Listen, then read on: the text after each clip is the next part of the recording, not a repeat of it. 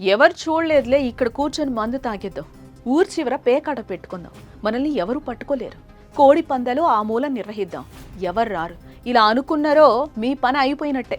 పోలీసులకు దొరక్కపోవచ్చు, కానీ డ్రోన్లకు దొరికిపోతారు. డ్రోన్ చూసిన నిమిషాల్లో మీ దగ్గర పోలీసులు వాలిపోతారు. ఆ తర్వాత మీకు కనపడే బొమ్మ బ్లాక్ బాస్టర్. నేరాలకు అడ్డుకట్ట వేయడంతో పాటు అసాంఘిక కార్యక్రమాలకు చెక్ పెట్టేందుకు ఏపీ పోలీసులు సాంకేతికత ఉపయోగిస్తున్నారు. నేర నియంత్రణే లక్ష్యంగా డ్రోన్ కెమెరాల సాయంతో పహారా కాస్తున్నారు.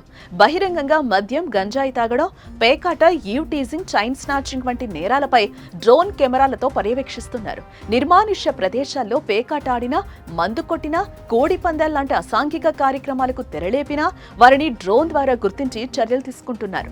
వాటిని పోలీస్ శాఖ సోషల్ మీడియాలో పోస్టు చేస్తూ మిగిలిన వారికి హెచ్చరికలను కూడా జారీ చేస్తోంది. పచ్చని వాతావరణం, చల్లగాలి, పొలం గట్టు మీద హాయిగా మందు దాగుదామని వచ్చిన యువకులకు కృష్ణా జిల్లా పోలీసులు డ్రోన్ ద్వారా పరుగులు పెట్టించడం ఇప్పుడు సోషల్ మీడియాలో వైరల్ అవుతోంది. గుడివాడ పరిధిలో ఇంజనీరింగ్ కాలేజ్ వైపు బహిరంగంగా పోలీసులు డ్రోన్ ఎగరవేయగా ఆ సమయంలో ఇద్దరు యువకులు మద్యం తాగుతున్నట్టుగా కనిపించారు. వారి దగ్గరకు డ్రోన్ రాగా వారి చేతిలో గ్లాసులు పడేసి పరుగులు తీశారు. పోలీసులు డ్రోన్ మాత్రం వారినే వెంటాడింది. చివరగా రోడ్డు వైపు నిలిపిన వారి బైక్ దగ్గరకు వచ్చారు. అనంతరం వారిద్దరిని కృష్ణా జిల్లా పోలీసులు అదుపులోకి తీసుకున్నారు.